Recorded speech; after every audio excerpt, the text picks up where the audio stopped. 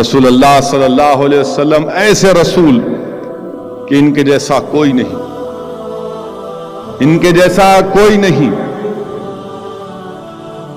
اگر عبادت کا معاملہ آیا تو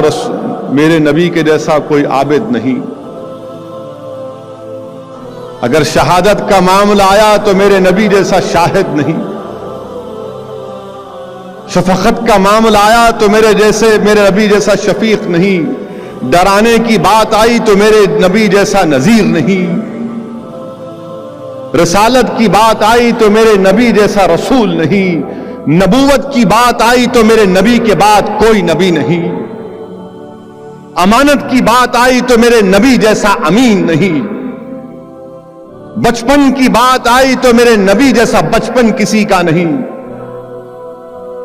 جوانی کی بات آئی تو ساری کائنات میں میرے نبی جیسا جوان نہیں،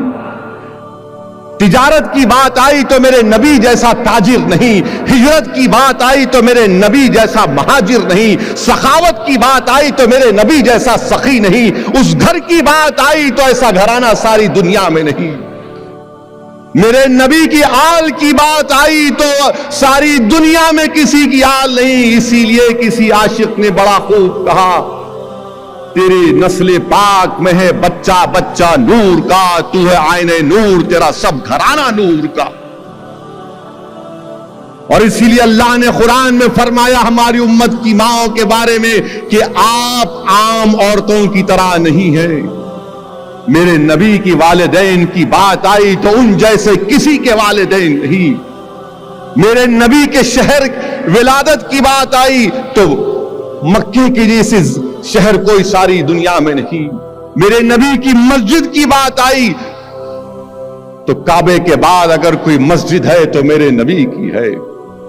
کتابوں کی بات آئی تو قرآن جیسی کوئی کتاب نہیں، امت کی بات آئی تو میرے نبی کی امت کی جیسی کوئی امت نہیں۔